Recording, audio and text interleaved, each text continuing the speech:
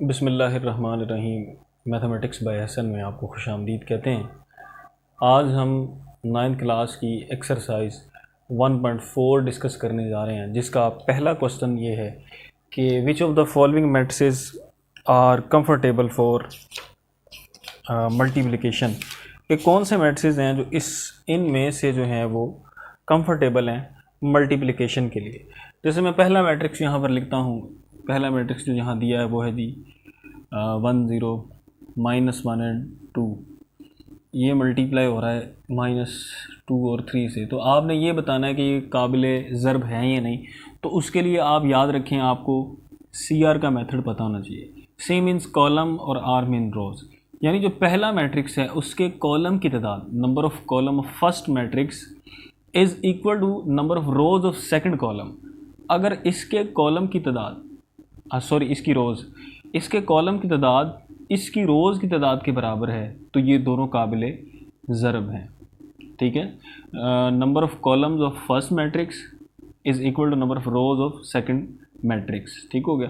तो देखें इसमें इस वक्त जो है वो ये C1 ये एक कॉलम है, ये C2 ये 2 है। तो यहाँ पर रोज़ R1 है और ये रोज़ दूसरी R2 है। तो इसका मतलब यहाँ पर 2 कॉलम्स हैं और यहाँ पर 2 रोज़ हैं। तो ये काबिले ज़र्ब हैं, कंफर्टेबल फॉर मल्टीप्लिकेशन है। ठीक हो गया। जैसे अगर किसी दूसरे मैट्रिक्स की बात की जाए, जैसे यहाँ पर एक तीसरा मैट्रिक्स है, तीसरा पार्ट है, यानी 1 - 1 मल्टीप्लाई बाय 0 -1 1 एंड 2। तो देखें इस पे फ़ौरन आप CR का मेथड अप्लाई करेंगे।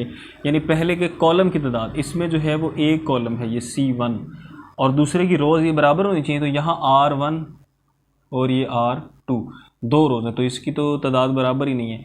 यानी यहाँ पर एक कॉलम है, यहाँ पर 2 रोज़ हैं, तो ये बराबर नहीं है। इसलिए हम ये कहेंगे कि ये कंफर्टेबल नहीं है फॉर मल्टीप्लिकेशन। ठीक है जी। तो ये हमारे पास फर्स्ट पार्ट था। इसमें सिर्फ हमने यही बताना था कि ये जो है ये मल्टीप्लाई हो रहे हैं कि नहीं हो रहे हैं।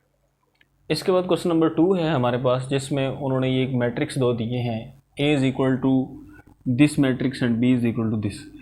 तो सबसे पहले उन्होंने यही कहा है कि आप AB फाइंड करें।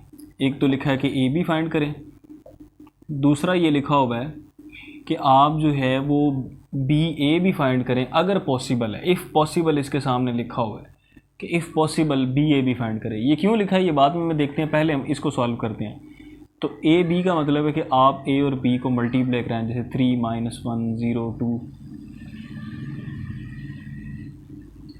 तो देखिए CR वाला मेथड आप ज़हन में रखेंगे कि पहले के कॉलम की तादाद, यहाँ 2 कॉलम है, दूसरे में रोज़ कितनी है, 2 रोज़ हैं। तो इसलिए ये यानी कंफर्टेबल है फॉर मल्टीप्लिकेशन, यानी हम इसको मल्टीप्लाई करवा सकते हैं। तो यहाँ से आप एरो लगा लें अपनी सहूलत के लिए। ये एरो एक यहाँ और ये यहाँ से पहली रो पहला कॉलम, ठीक है, पहली रो पहला कॉलम।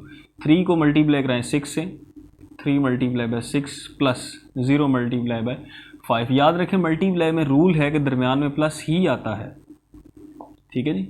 थोड़ा सा डिस्टेंस देंगे। अब आप दूसरी यही वाली रो, यही वाला, सॉरी ये तो हो गया,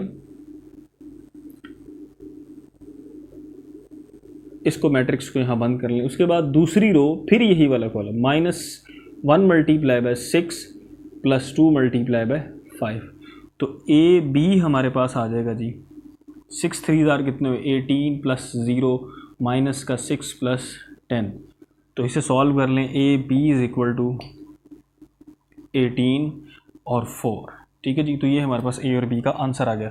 दूसरी तरफ चलें तो BA उन्होंने लिखा है कि इफ़ पॉसिबल, कि ये अगर पॉसिबल है तो आप इसे मल्टीप्लाई करवा दें। तो ये क्यों पॉसिबल का कहा है उन्होंने, देखें B और A को मल्टीप्लाई जब करवाएंगे तो B पहले लिखेंगे 6 5 और A जो है वो बाद में लिखेंगे, वो है 3 - 1 0 2।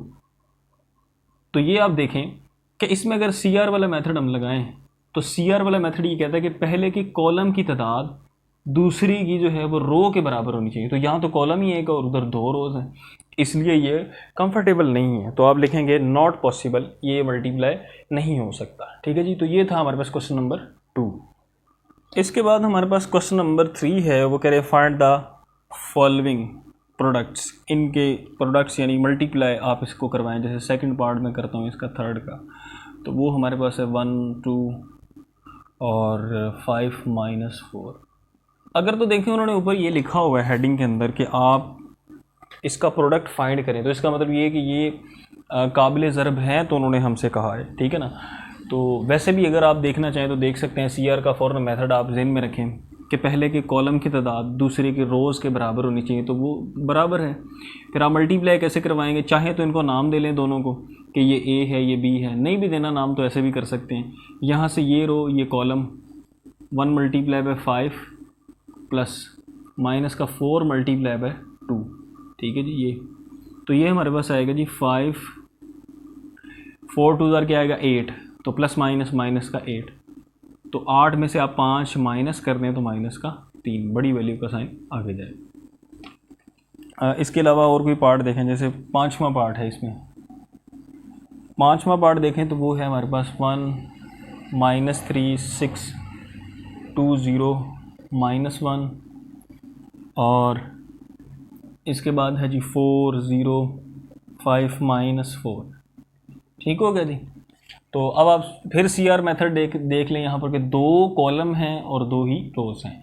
तो यहाँ पर अब पहली रो पहला कॉलम, इसमें याद रखें डबल जो है वो आ रही है ना मैट्रिक्स में वैल्यूज़, यानी यहाँ पर पहले तो यहाँ सिंगल ही कॉलम होता था, लेकिन अब 2 कॉलम आ रहे हैं यहाँ पे, तो इसकी मल्टीप्लिकेशन थोड़ी सी चेंज होगी। तो यहाँ से पहली रो पहला कॉलम यानी 1 × 4 + 2 × 0, ठीक है। फिर यही वाली रो दूसरा कॉलम, क्योंकि ये इस वैल्यू को सारे से मल्टीप्लाई करवाना ना, तो फिर 1 × 5 × 2 × -4, ठीक है जी। मैट्रिक्स यहाँ बंद कर ली।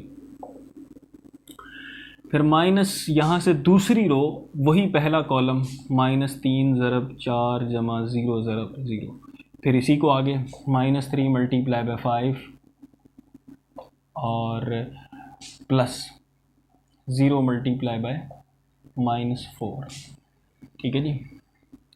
और फिर तीसरी यहाँ से रो फिर वही उसी तरह 6 × 4 प्लस -1 × 0, और फिर 6 × 5 माइनस पर प्लस आएगा, फिर -1 फिर -4।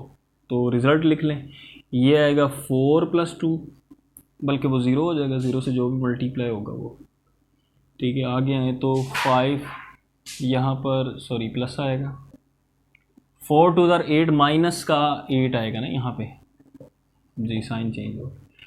उसके बाद यहाँ देखें 4 3 12 माइनस का, और ये 0 ही, फिर ये माइनस का 15 -0, फिर 6 24 हो जाएगा, ये 6 4 24, और माइनस का 0 यहाँ पे 6 × 5 तो वो होगा 30, और ये आ जाएगा प्लस का 4। सो फाइनल आंसर इसका आया जी 4 -12 24, और यहाँ पर आएगा जी माइनस का 3 माइनस का 15 और 34, ठीक है जी। ये हमारे पास इसका फाइनल आंसर आ गया। तो ये था थर्ड का 5th पार्ट।